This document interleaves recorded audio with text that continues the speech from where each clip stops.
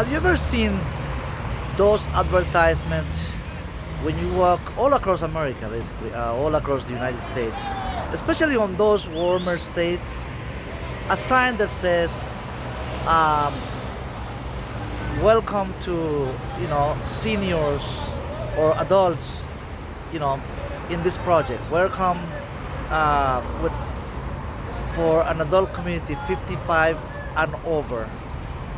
They're basically advertising, builders, corporations, different projects, building projects, condo projects, housing projects all over America, especially like I said before, like the southern area, states like Florida, Mississippi, Texas, Arizona, and all the southern belt of the U.S.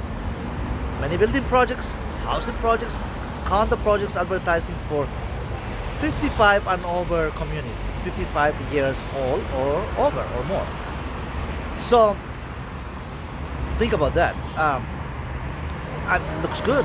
The benefits are good. Of course, if you qualify with good credit for those housing units with decent credit, maybe not even perfect credit, but decent credit, and if you find the good bank to so you can be financed. I mean, they'll they'll do the financing for you. I mean, get agreement, sign up for those kind of communities, for those kind of housing communities, and then soon after, when you have make a decision, most likely you ended up in a apartment complex, apartment buildings, in a housing for 55 and over. They don't call it senior yet, but some other units, of course, directly they says a senior living community, which means that they are not assisted living. Technically speaking, it's not. They're not assisted living. They're not even a nursing home. Not yet, because at 55, have you heard the phrase about um, are you a nursing? I mean, are you a nursing home material? Have you heard that phrase? I have. I hear that before. Of course, not for me yet, but I have heard that phrases. I did. I used to work in a nursing home for many years. I did, and I hear that those kind of phrases are much more than that. So, well, let's get back a little bit now. Let's say that you're not 55 or over, or not even approaching your prime, your golden years, your golden age of 55 and over. You're not even retired yet. You haven't hit the 62 mark yet.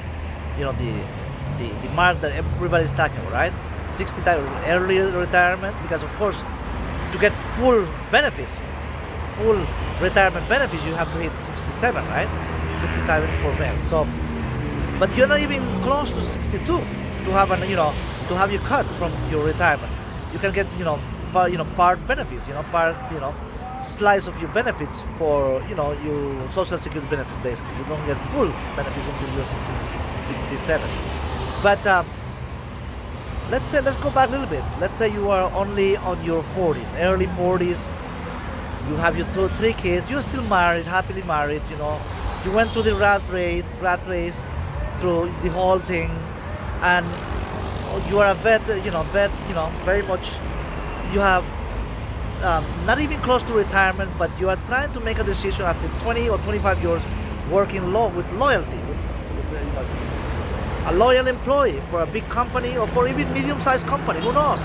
Or for the school system on your county. You are a government employee, for over 20 years, and maybe you're already, around 45, you would try to make decision after you have made your contribution to your 401k, you have your savings, your house that you bought like 15, 20 years ago, it's already close to be paid off for, and you are really making a decision. You're sitting with your financial plan, and your kids are in their early 20s. Let's say that you are in your early 40s, 43, 44, 45, and your children are already, they're freshmen in college. One of them is freshman in college, the other one is junior, the other one senior. Who knows? I mean, they're just on their way out of the household, on their way out. Don't that's the way it is. Your children now, they're not kids anymore. They're in college. They're in their own, way to making their own decisions. They're getting, they got their student loans. They're getting help from you, of course. But now you're sitting on your living room with your wife. You're still, married, most likely. That with your wife and making, with your financial planner, what's going to be the future. Then you're at that stage, or your early 40s. You're not even in a midlife crisis yet. You have your spouse, your wife is not in an early menopause yet, but maybe close to, right? Close to that early menopause that has many changes occurring for to the female, to ladies, right? And of course, as a man, for men, midlife crisis could be approaching too. Who knows? I mean, but not, you're not there yet. But you're sitting there at your kitchen table, with your trusted financial planner, right, to make some decisions. I mean, you are not, making the decision for the next 15 years. Remember, you're, next 15 years or 20, who knows? But guess what? You're not thinking yet, how is life being living in an adult community, 55 years or over, or not even assisted living. Maybe you never visit. You have never, maybe you have a relative, a friend of yours. Who knows that you have visited an assisted living community, or 55 and over, those those housing complexes that I was telling you earlier, or not even a nursing home in the U.S., right? But you're making plans now. You have your financial planner making plans. This is gonna be it. This is how much money you have. This is your savings. This is your assets. This is your everything that you have been saving, and then retirement. Your pension should be this. Then when you hit your social security, it's gonna be this much. So they're the numbers guys. Bam bam bam. They start making you numbers, and then this is it. I mean, this is what you could still save for, the next 10, 15 years, and then, but you're never planning for those unexpected things that could happen, and it happens. Who knows? A divorce. Who knows? I mean, if you get a widow, right? Your kids, your 3 children now out of college, they get married. I mean, they're gonna fly. They're gonna do their own lives, right? And then guess what? You're gonna be stuck in that house that you are living right now in a middle class community, middle class neighborhood, in the suburbs or anywhere in middle class, medium-sized city in America, in the United States. But you're never thinking about that other part, the plan B that I'll be talking to you about now. From now, that plan B could be. I mean, that could be that moving overseas, moving abroad, that it doesn't have to be moving abroad means doesn't have to be because something occurred, right? Something happened. You went through divorce. You got widow. I mean, it doesn't have to be that way either. Most people think that you move abroad because you're hiding something. You move to the Philippines, Southeast Asia, Cambodia, Vietnam, Thailand, or Latin America, Mexico, Central America, because who knows? Because you went bankrupt. You lost your job. There are so many thousands and thousands of stories, people losing their jobs. Of course, that could be a reason, right? But at this moment, at this stage of your life, that in which you are in your early 40s, still you're not ready, not even close to pull the to pull the trigger, right? But then you're thinking about, you hear comments about it. You went to social media and people start talking about, the 9 to 5 job, escaping the rat race, the whole thing, the very much, thousands of people losing their employees, big companies are shrinking, the nomad, digital nomad are working overseas. I'm telling those stories, working from a beach house, from a province life, living really an affordable, housing unit, housing place, housing apartment complex overseas, somewhere in Bonifacio Global City, BGC, the famous, city in Manila, Philippines. Makati, all these Dumaguete, all these Cebu, Bohol, Negros Oriental, all these beautiful places in the Philippines. And Latin America too, people start talking about Cuenca, Ecuador. Not even Quito, the capital, Cuenca, Ecuador. The people start talking about many retirees going to Ecuador, especially that area of Cuenca with the beautiful weather, um, with a forest, with a beautiful climate. I mean, and clear oxygen, one of the most purest oxygen you can breathe in the planet. Now, what about Costa Rica in Central America, right? More than 100,000 people have retirees, mostly retired. Retirees over the 60 years old, of course, and now it's increasing the people in their 40s, moving abroad in Costa Rica, Panama, Central America, Honduras, El Salvador. It's a big attraction, in El Salvador. Thousands and thousands, the immigration service of El Salvador, are reporting an increase of people visiting El Salvador. Not just for a vacation. Vacation is one thing, surfers, of course. People going for surfing in the beautiful coast line of El Salvador in the Gulf of Fonseca. Many people, coming to visit, but many thousands of those people just coming to visit for a couple of weeks, some for a month. They're coming with, in their mind, in that situation, in that mindset that I was just telling you about, thinking about what if something happens, right? What if this? What could happen? I mean, with your job, right? And what if when you hit that, would you like to end it up in a 55 and over community? Think about that. You move to a place in an apartment complex or a housing unit. It looks pristine. I mean, when you see these housing, places like 300, 400 houses looking the same, like three bedroom, like a pristine landscaping and beautiful waterfalls and all those, like a swimming pool, a club where a movie theater, even movie theaters for adult community. That's what they call adult community, guys. And then you move in it. I mean, you see it from outside, look pristine, beautiful, very clean, very well taken, pristine landscape. I mean, think about that. I mean, in a nice place that's over, even gated community, security 24/7, But inside, what about inside? Inside, what is daily life inside on those 55 and over community? Have you ever been inside one of those to see how life is? Not just as a visitor, right? Where you visit like for half hour, a relative who lives there or whoever. But if you live in one of those places, you are surrounded.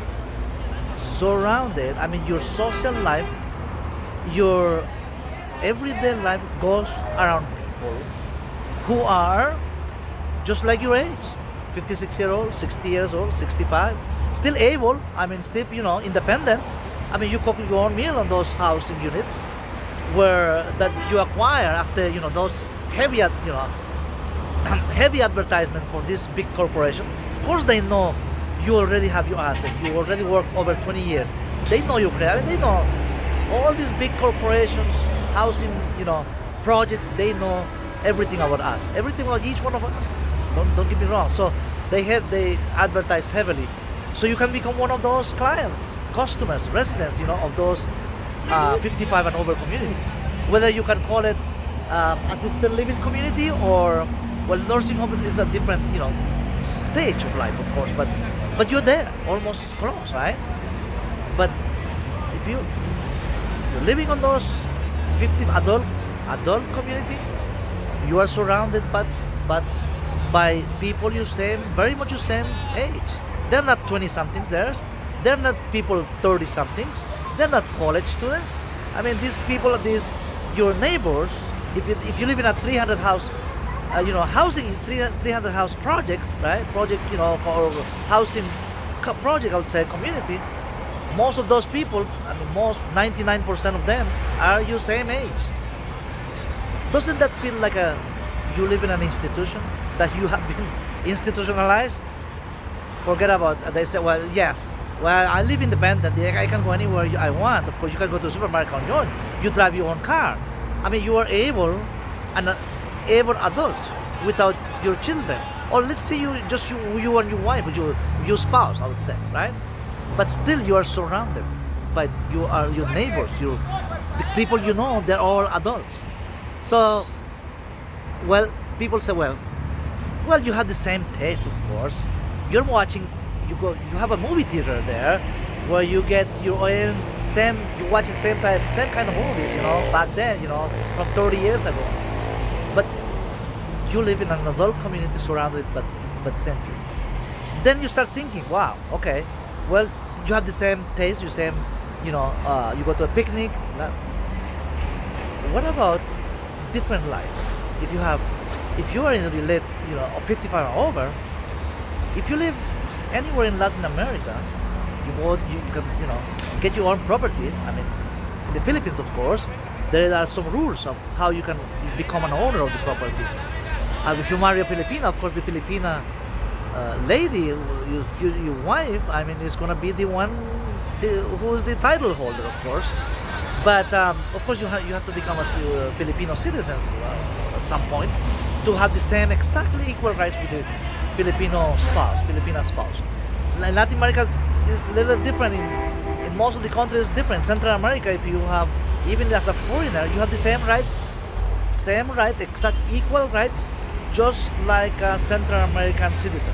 Anywhere this could be Costa Rica, Panama, Ecuador, Colombia. You have exactly the same rights as your spouse, who is a local, or local person who was from the land where you married this person from, right?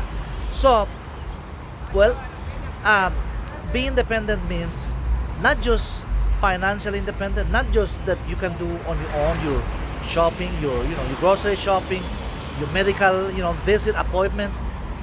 It means that your social, the quality of life, your social part of it, right, which is one of the critical, most important part of your adult life. I mean, what's going to be the rest of your life?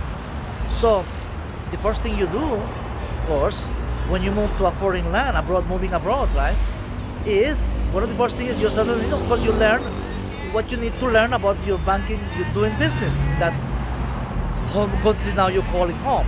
That country that you have chosen after, after visiting it, after you have made all these big decisions that you need to make, of course.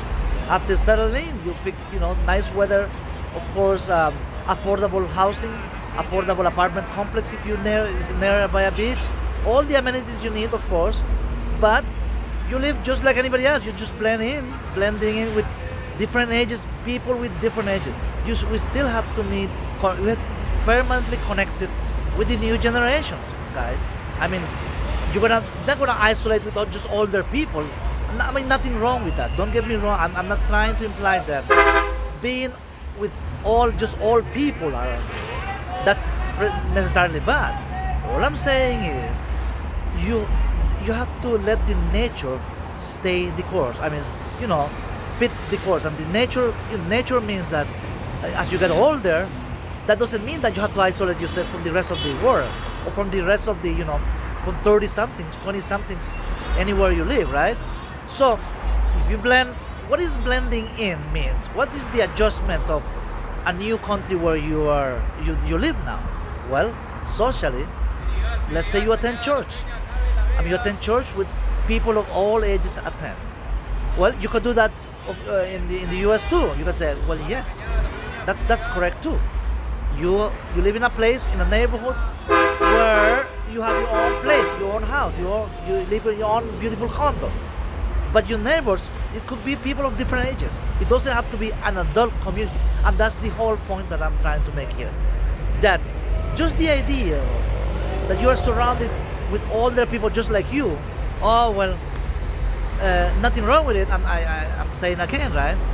But doesn't have to, do you think that's a little bit depressing just to think about, well, it's like saying, well, life is over for me, life is over, now I belong to this age group, right? This age I belong here. Who says that you belong to any age group? Who says that? Is it written in stone? You don't have to be belonging to a certain age group. You're living your life, you make your own decision where you want to live and what you want to do for the rest of your life. Even if you are 50 years old, 55, 60, 45 years, you can make your own decision. And if you live in a foreign land, you can make your own decision to live there in a your own housing place, your own place, maybe that you bought your house with your significant other, that your new wife, new bride, new girlfriend, a new girlfriend that you found. But that's what we can call being independent. That you blend with the rest of the community without thinking that you live in an adult community or you live in an assisted living community, which is that's institution definitely.